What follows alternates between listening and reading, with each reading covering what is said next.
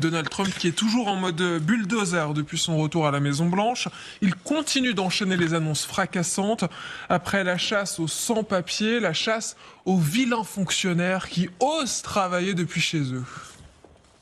Nous ne voulons pas qu'ils travaillent à domicile car, comme chacun le sait, la plupart du temps, ils ne travaillent pas. Ils ne sont pas très productifs. Et c'est injuste pour les millions de personnes aux États-Unis qui travaillent dur sur leur lieu de travail et non à leur domicile. S'ils n'acceptent pas, d'ici le 6 février, de reprendre le travail dans leur bureau, ils seront virés et nous réduirons ainsi la taille de notre gouvernement. Ah, c'est très intéressant ça, parce que moi je connais des dizaines de patrons français ou de directeurs français qui pensent la même chose, pas aussi brutalement, mais qui ne le disent jamais en privé, dans le secret de leur bureau. Ils disent oui c'est vrai, ça marche pas le télétravail, mais dès qu'ils sont devant une caméra, ils disent attendez, on va respecter, on verra. Mais de plus en plus, même les sociétés ici et aux États-Unis reviennent sur le télétravail. Donc là, c'est sa façon de faire choque beaucoup de fonctionnaires. Ils virent pour d'autres raisons aussi dans certaines ministères. Il dit qu'il ne travaille pas du tout. Alors lui, il va vraiment, c'est l'hyperbole. Hein, il est toujours dans l'hyperbole. On sait qu'il est toujours dans l'hyperbole. Après, c'est une façon de faire partir un certain nombre qui vont pas vouloir revenir, comme dans d'autres sociétés aujourd'hui dans le pays. Non, il mélange, et c'est le style Trump, la célérité, la rapidité et la radicalité. Et ça donne son cocktail gagnant, à savoir la brutalité. Après, deux choses. D'abord, il y a l'annonce, ensuite, il y a les faits. Il faudra voir ce qui se passera dans les faits. Demander à tous celles et ceux qui sont en télétravail de revenir sur site, c'est une manière d'en virer beaucoup d'entre eux, parce que beaucoup de personnes refusent de revenir sur site. Ensuite, il y a un mythe qui consiste à dire que le télétravail fabrique de la paresse. C'est totalement faux. Le travail, c'est pas une affaire de géographie, c'est une affaire d'éthique. Quelqu'un qui ne fout rien sur site ne foutra rien en télétravail. Quelqu'un qui est travailleur sur site va travailler beaucoup trop en télétravail parce qu'il n'y aura plus de rupture physique et géographique entre le lieu de travail et le lieu de télétravail. Vous êtes dans un monde idéal, mais qui ne correspond pas à la réalité. Il est évident que le télétravail, on se lève, on prend un café, 2 cafés, 3 cafés, on est en short. Ça ne fonctionne pas. Et Trump tape dans la butte. Et lui, il n'est pas tenu par une ambition. Il n'est pas achetable. Et il dit ce qu'il pense et il le fait. Et c'est quand même un grand patron, donc il connaît l'économie. Il y a quand même des grandes sociétés aux États-Unis qui ne reviennent pas dessus, parce que ça fonctionne quand même. Je pense qu'il y a aussi une question générationnelle. Il est d'une génération où il juge mal ça. C'est pas forcément toutes les générations qui pensent comme ça, surtout les plus jeunes. Et ça fonctionne dans certains cas. Ça fonctionne pas dans tous les cas. Et pour les fonctionnaires, dans certains domaines, très clairement, ça fonctionne pas. Il y a peut-être des choses à revoir. Oui, mais il y a des vérités qui sont immuables. Et moi, pour avoir dirigé des entreprises, des centaines de salariés dans des situations différentes, le télétravail, c'est vraiment une connerie. C'est extrêmement dangereux. Les gens ne se voient plus. Les gens ne se voient plus. Il y a une inefficacité. Mais encore une fois, on est dans un débat qui, pour moi, est vraiment un débat générationnel. Pour une fois, je vais être d'accord avec Emmanuel sous cet aspect dans le management des équipes. C'est les gens qui se voient plus. Ça, c'est terrible. Alors, on est bien placé pour savoir que on fait de la télévision, les gens nous voient, là, donc on est capable de communiquer. La seule chose qui compte quand on est face à face physiquement, vous pouvez me toucher, vous pouvez me goûter. En revanche, vous pouvez m'entendre, vous pouvez me voir, vous pouvez m'écouter. Donc on a effectivement tout ce qui nous permet de communiquer. Et on a les outils aujourd'hui pour le faire. Dès les années 70, le Concorde avait été inventé exactement dans cet objectif, aller très vite pour pouvoir rencontrer les gens plutôt que le téléphone, déjà. Il y a quand même un paradoxe, parce que oui, ça, c'est la lutte de Trump traditionnelle contre ce qu'il appelle l'État profond, la volonté de dégraisser ce que nous on appelle en France le mammouth depuis le ministre de l'Éducation Claude Allègre. Et ça, c'est le Trump, on va dire, ultra-libéral, mais en même temps, il y a le Trump ultra-interventionniste, ultra-protectionniste, qui injecte 500 milliards dans l'intelligence artificielle, qui met des barrières douanières partout et qui menace tout le monde. Donc c'est quand même assez paradoxal. Et mais l'un n'empêche pas l'autre, hein. On peut être très libéral pour ses intérêts intérieurs. Vous avez raison. D'ailleurs, nous en France, on est bien placé pour le savoir. Mais juste un mot sur...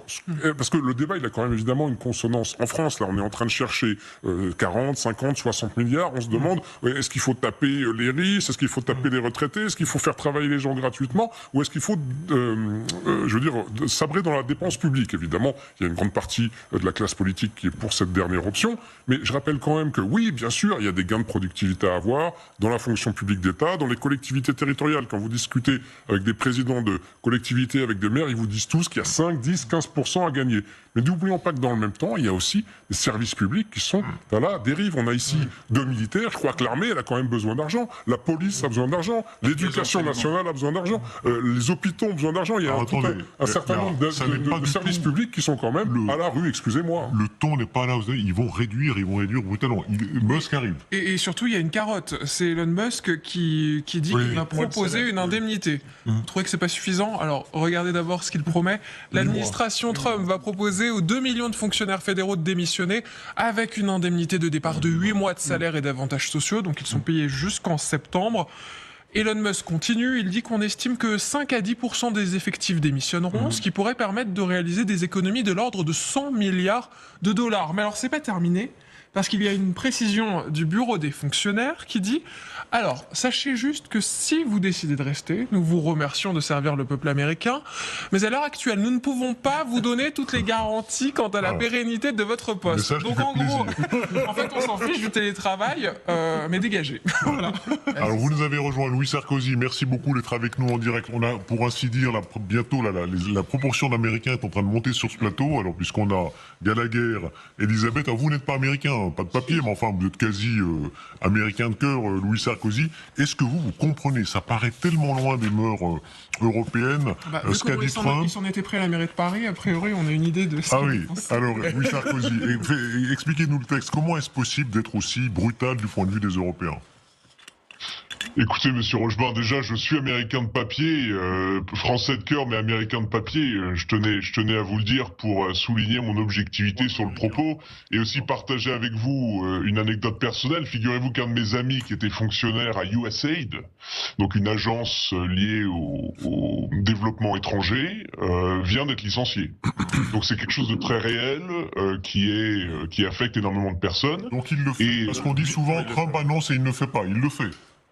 Ah là, bah écoutez, c'est dans mon cercle d'amitié le plus intime. Donc effectivement, la réalité est complète et il y a un vrai changement. Alors quand je sors un petit peu de ce cercle intime et que j'essaie de parler de façon plus objective, c'est une mesure, bien sûr, que je supporte et que je trouve assez exceptionnelle. Ce n'est pas le rôle du gouvernement américain, ni du gouvernement français d'ailleurs, de donner un emploi à des légions de fonctionnaires qui n'ont pas une fonction absolument utile et essentielle, surtout dans nos États suradministrés et surbureaucratisés. Je pense que c'est un vent de fraîcheur dans les administrations américaines et Dieu sait qu'on en a encore plus besoin en France. Réaction sur ce plateau. Deux choses sur ce que... Vous êtes d'accord ou pas? Non, je pense qu'en fait... Alors, le souci, si vous voulez... Alors déjà, il y a un débat sur la masse que représente... et la masse est un mot très inélégant pour parler de gens, de personnes. C'est-à-dire, le souci n'est pas tant le nombre que la tâche à laquelle ils sont affectés, l'utilisation des fonctionnaires. Donc effectivement, si on a un sentiment de surbureaucratisation, c'est parce qu'il y a certains emplois nécessaires qui ne sont pas pourvus et ces gens pourraient faire ça, et d'autres qui sont pourvus. Donc je pense que c'est plutôt une question d'allocation. Vous êtes très prudent là, mais à l'arrivée, c'est moins de fonctionnaires ou pas? Non, c'est pas ce que j'ai pas dit qu'il fallait moins de fonctionnaires. Ah non, mais lui, il en veut moins. Oui, j'ai bien compris. Oui. Non, mais c'est pas moins de fonctionnaires, la question, c'est mieux de fonctionnaires. C'est une vraie question. Je veux dire, au moment où on s'interroge sur la déliquescence, je le répète, de nos services publics, je vais citer les 4 premiers une fois encore, la police, l'hôpital, l'éducation nationale et l'armée, avec quand même des menaces à nos frontières très importantes. Je suis désolé. Est-ce que c'est le moment de virer la moitié des fonctionnaires? Je crois pas. Quand une entreprise se porte mal, elle licencie. C'est comme ça, c'est dur, c'est creux là. On va jamais lui dire, vous devriez faire non pas moins, mais mieux. Quand une entreprise va mal. C'est quand même une option qu'on peut envisager. On peut organiser le travail autrement, améliorer l'efficacité. On peut calquer des méthodes du privé pour les importer dans le public. On n'est pas obligé de virer tout le monde. C'est pas la panacée, je veux dire. C'est un peu paresseux, comme disait l'autre. Comme disait Marine Le Pen. Voilà, vous citez Marine Le Pen. C'est pas forcément un lepéniste sur ce plateau. Pas du tout, Darius. Ça tient en une phrase. Pour éviter la cessation de paiement qui pointe à l'horizon, il faut que l'État réduise ses charges fixes. Mais est-ce qu'on n'est pas plutôt sur un contrôle politique? Enfin, je suis désolé, mais enfin là, est-ce qu'il n'y a pas un peu de ça, en fait, si vous voulez, chez Trump, au fond, là, il fait partir tous ceux qui n'ont pas envie de travailler avec lui, dont il ne veut pas. Et on voit bien d'ailleurs, enfin, je parle sous votre contrôle, mais il y a beaucoup d'experts américains qui disent en fait, on va se retrouver avec des manques à certains endroits cruciaux, parce qu'en fait, il veut plus de ces gens. Donc, si vous voulez, sous couvert du télétravail, je pense surtout qu'il veut faire une. Il veut faire une purge. L'État français, si elle était une société, serait une des sociétés les moins bien gérées de l'histoire de notre pays. Permettez-moi d'être mais c'est une purge ou c'est pas une purge qu'il est en train de faire Donald Trump, Louis Sarkozy? Non, ni une purge politique, ni une purge judiciaire, ni même un revanchisme sur ce point-là. Je ne dis pas qu'il n'y a pas de revanchisme dans le caractère trumpiste, certainement il y en a, mais dans le département d'efficacité gouvernementale, ce n'est pas ce qui se passe. Et c'est quand même exceptionnel, parce que la dépense publique aux États-Unis, c'est environ 34% du PIB. Et il y a le département d'efficacité gouvernementale, on appelle Musk, c'est l'alerte, le ruban rouge, il faut faire quelque chose, c'est urgent. En France, c'est 57% du PIB, la dépense publique. Les gens noient sous l'administration. On ne comprend plus rien à comment cet État fonctionne. C'est le commandant Proutot. Oulala, le commandant Proutot entre dans la danse. Non mais, monsieur Sarkozy, il voit ça sous l'œil américain et transposable. Mais c'est pas du tout transposable. On en a fait l'expérience. Je voudrais rappeler que sous une certaine présidence, on a eu droit à la RGPP, le régime général des politiques publiques. Ah, vous pensez à qui? Allez-y, faites-vous plaisir. Non, faut jamais personnaliser les problèmes. Ah bah vous avez dit sous une certaine présidence, vous venez de personnaliser. Le régime général des politiques publiques a amené à l'os tous nos services publics et je vous rejoins. Et maintenant on rame comme des malades pour dire il faut tout remonter. Et je voudrais, et vous l'avez dit sans le savoir, vous dire quelle est la phrase géniale qui a conduit à ce choix drastique et terrifiant pour nos services publics, c'est faire mieux avec moins. Alors ça, c'est la phrase qu'il fallait inventer. Elle a été inventée, sauf que quand vous diminuez les gens des hôpitaux, les gens des ministères de la Défense.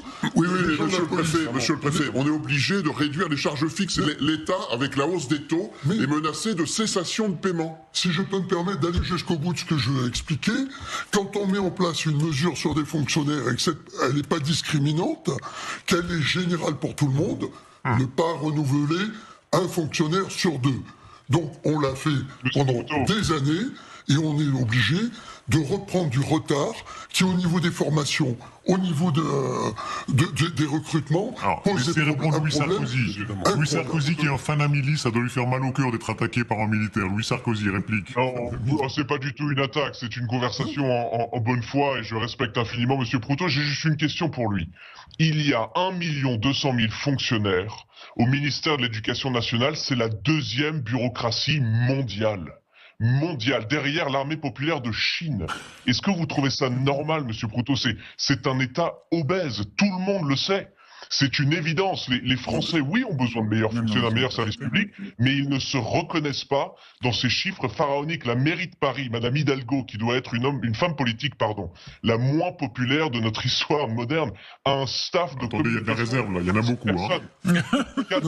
400 personnes, monsieur Proutot, 400 personnes pour gérer la communication de la maire de Paris. 55 000 fonctionnaires. C'est absolument stellaire, c'est incompréhensible. Il faut bien évidemment, quand on demande aux Français d'engager moins de personnes, quand on réduit les salaires, quand on a des problèmes de croissance, l'État, qui est le plus grand dépensier quand on regarde le PIB, doit aussi se serrer la ceinture. C'est pas populaire de le dire, mais c'est nécessaire. Il faut bien évidemment réduire le nombre de fonctionnaires dans notre pays. Écoutez... Non mais monsieur Sarkozy, je voudrais juste répondre, puisque apparemment la réponse m'était destinée.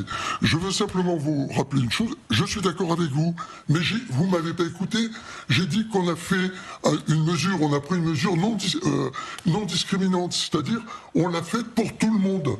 C'est-à-dire qu'on a viré en gendarmerie, par exemple, la gendarmerie, écoutez bien ce chiffre, 3600 brigades avant la mesure, actuellement 3000. On rame comme des malades pour remonter à 3200. Et comme on va pas y arriver, on va les faire mobiles avec des camping-cars. Non mais on marche sur la tête. Alors qu'il y ait des ministères, des endroits, je vous rejoins, où il faudra effectivement faire des coupes drastiques, sûrement, mais pas mettre en place la mesure qui est imbécile, je le dis, qui a été mise en place. le régime général des politiques publiques, qui a fait une mesure que tout le monde a trouvé géniale à l'époque, sans voir qu'elle allait taper tout le monde, y compris les services publics indispensables. On a trouvé un homme politique, moi j'en connais pas un autre, voilà, un homme politique qui dit on peut réduire, parce qu'en général on leur pose la question femmes politiques en France, ils disent ah oui mais non mais peut-être on sait pas, faudra voir, hein, réduire le nombre de fonctionnaires. Un homme qui est David Lisnard. Voilà, il est si peu, il y en a tellement peu que là, c'est le cas, écoutez-le. Dans ma commune, on a réduit le nombre d'agents de la fonction publique de 12%. On a baissé la dette de 76 millions d'euros en 10 ans, sans toucher un taux d'impôt. Est-ce que c'est transposable à la France quand vous dites 12% en moins d'agents publics? Je pense que c'est transposable et je pense que c'est comparaison de vos pas raison, mais à toute organisation humaine. Voilà. Qui est de son avis? Non, pardon, moi je suis pas de son avis, mais je le disais tout à l'heure. Pourquoi? Les collectivités territoriales, ce n'est pas l'État. Et encore une fois, je vais casser un petit peu l'ambiance, hein, mais peut-être qu'on peut considérer qu'il faut drastiquement baisser les dépenses publiques et notamment le nombre de fonctionnaires. Mais pardonnez-moi, en ce moment, ça fait 6 mois qu'on est en train de chercher un Premier ministre, un gouvernement et un ministre de l'économie qui tient et qui ne saute pas sur un budget, qu'on est en train d'essayer de trouver 40, 50, 60 milliards en augmentant la fiscalité ici, en rabotant par là, et qu'évidemment, dès que vous vous attaquez dans la position du Premier ministre d'extrême faiblesse de François Bayrou, dès que vous vous attaquez à telle ou telle dépense publique, et dès que vous essayez de tirer par là, bah évidemment, vous avez un parti qui est susceptible de vous soutenir, en l'occurrence le Parti Socialiste, bah, qui menace de censurer, je pense bien sûr, aux 4000 postes de fonctionnaires. On est là en train de parler de centaines de milliers de postes, et François Bayrou, il est incapable, politiquement par sa faiblesse, de supprimer 4000 postes dans l'éducation nationale. Donc principe de réalité, c'est pas maintenant, c'est pas avec ce gouvernement, et c'est pas dans les mois, les années qui viennent, qu'on va appliquer une diète ou une purge maximale. En réalité, on ne fera rien. Comment? On ne fera rien. Non. Bah non, clairement, dans les mois qui viennent, évidemment, non. Trump nous surpasse parce que lui, il a été capable d'obtenir le vote majoritaire pour les mesures drastiques qu'il faut prendre dans un pays. Le problème, c'est que quand on va devant les Français avec les mesures qu'il faut prendre, on ne peut pas avoir la majorité. On a un problème de démocratie non adulte. Sauf que la notion de fonctionnaire aux États-Unis, je suis désolé, elle n'est pas la même que dans un pays centralisé. Si on veut pas comprendre ça, oui, non mais il n'y a pas de fonctionnaires dans la politique. Parce que chaque État, je serais curieux de savoir ce que vont faire chaque État.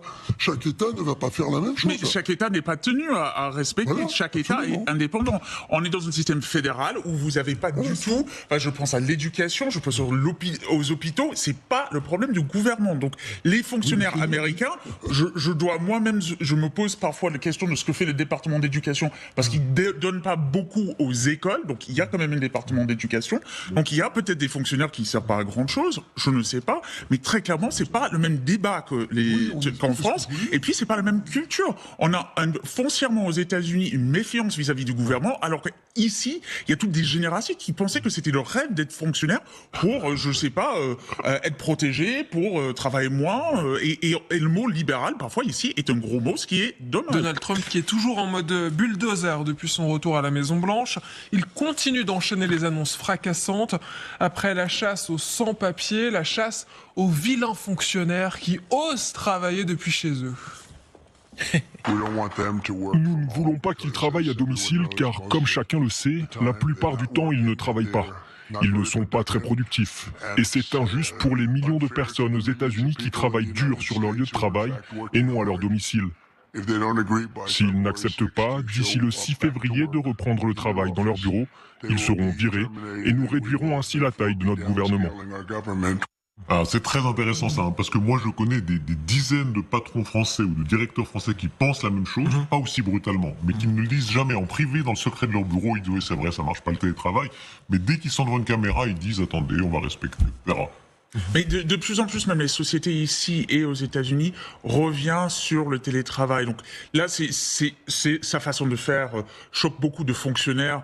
Il vire pour d'autres raisons aussi dans certaines ministères. Il dit qu'il ne travaille pas du tout. Alors lui, il va vraiment, c'est l'hyperbole. Hein, il est toujours dans l'hyperbole. On sait qu'il est toujours dans l'hyperbole. Après, c'est une façon de faire partir un certain nombre qui vont pas vouloir revenir, comme dans d'autres sociétés aujourd'hui dans le pays. Non, il mélange, et c'est le style Trump, la célérité, la rapidité et la radicalité. Et ça donne son cocktail gagnant, à savoir la brutalité. Après, deux choses. D'abord, il y a l'annonce, ensuite il y a les faits. Il faudra voir ce qui se passera dans les faits. Demander à tous celles et ceux qui sont en télétravail de revenir sur site, c'est une manière d'en virer beaucoup d'entre eux, parce que beaucoup de personnes refusent de revenir sur site. Ensuite, il y a un mythe qui consiste à dire que le télétravail fabrique de la paresse. C'est totalement faux. Le travail, c'est pas une affaire de géographie, c'est une affaire d'éthique.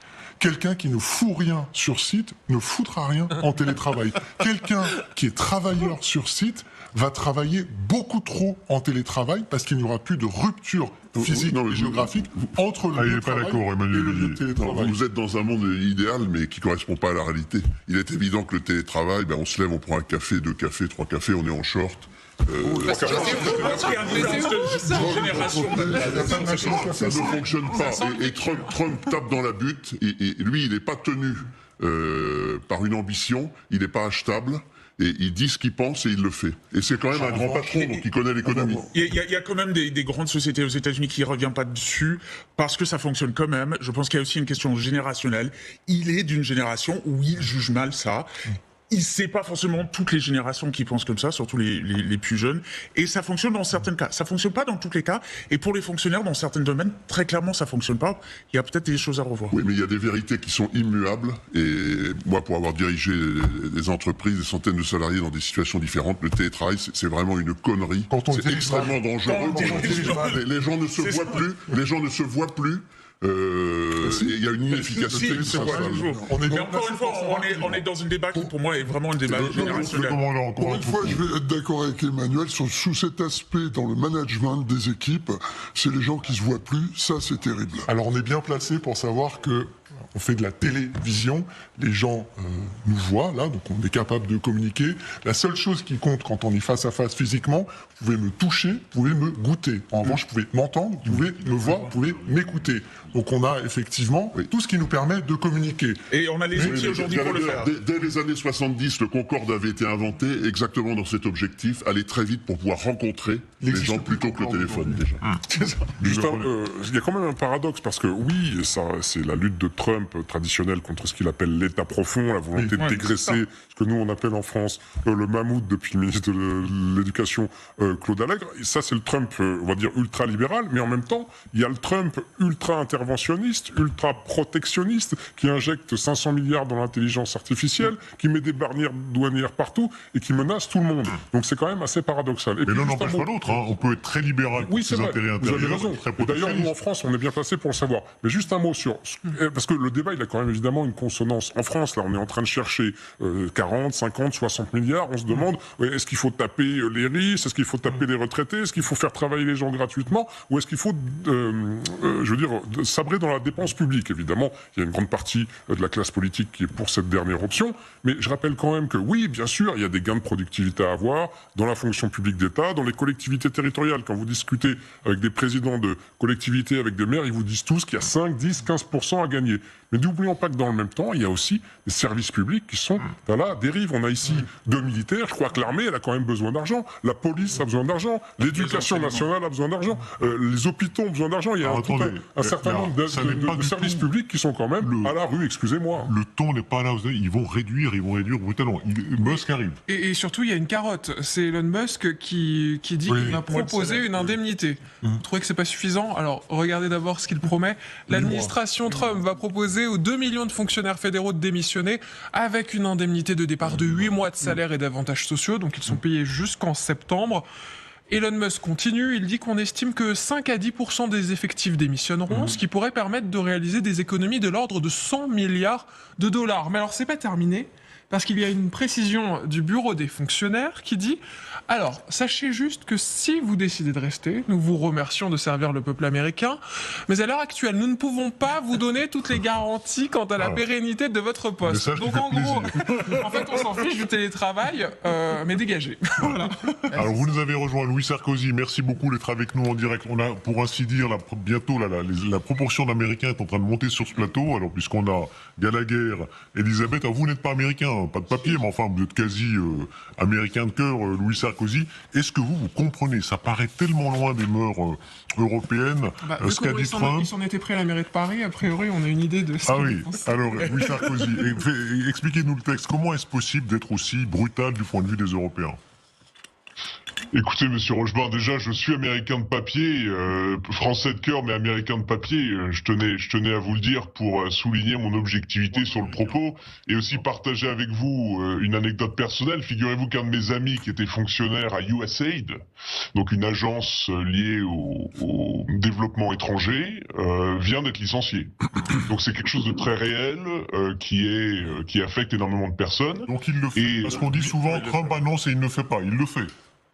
Ah là, bah écoutez, c'est dans mon cercle d'amitié le plus intime, donc effectivement la réalité est complète et il y a un vrai changement. Alors quand je sors un petit peu de ce cercle intime et que j'essaye de parler de façon plus objective, c'est une mesure bien sûr que je supporte et que je trouve assez exceptionnelle. Ce n'est pas le rôle du gouvernement américain, ni du gouvernement français d'ailleurs, de donner un emploi à des légions de fonctionnaires qui n'ont pas une fonction absolument utile et essentielle, surtout dans nos États suradministrés et surbureaucratisés. Je pense que c'est un vent de fraîcheur dans les administrations américaines et Dieu sait qu'on en a encore plus besoin en France.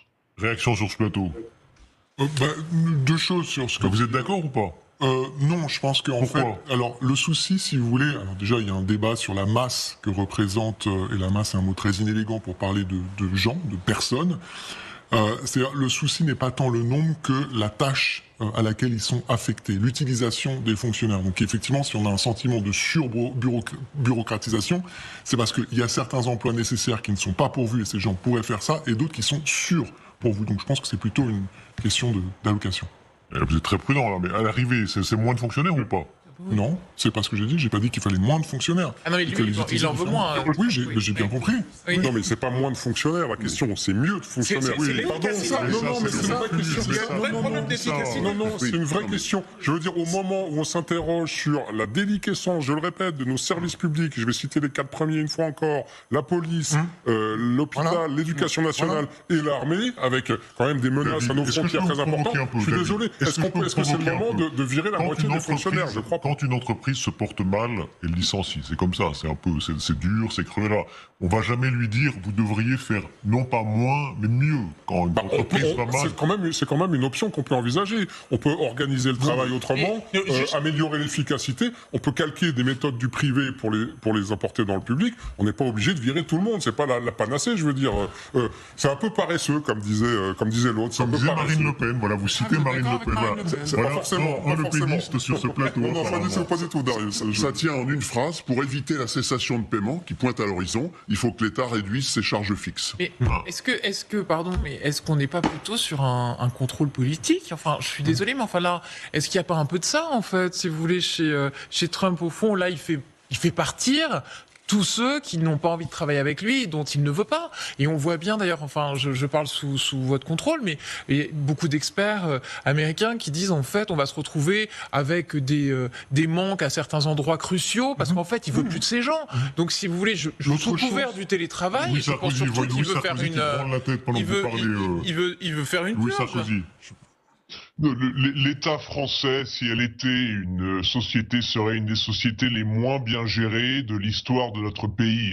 Permettez-moi d'être celui sur le plateau. Mais c'est une purge ou c'est pas une purge qu'il est en train de faire, Donald Trump, Louis Sarkozy? Non, ni une purge politique, ni une purge judiciaire, ni même un revanchisme sur ce point-là. Je ne dis pas qu'il n'y a pas de revanchisme dans le caractère trumpiste, certainement il y en a, mais dans le département d'efficacité gouvernementale, ce n'est pas ce qui se passe. Et c'est quand même exceptionnel, parce que la dépense publique aux États-Unis, c'est environ 34% du PIB. Et il y a le département d'efficacité gouvernementale, on appelle Musk, c'est l'alerte, le ruban rouge, il faut faire quelque chose, c'est urgent. En France, c'est 57% du PIB, la dépense publique. Les gens noient sous l'administration. On ne comprend plus rien à comment cet État fonctionne. C'est le commandant Proutot. Oulala, le commandant Proutot entre dans la danse. Non mais, monsieur Sarkozy, il voit ça sous l'œil américain et transposable. Mais c'est pas du tout transposable.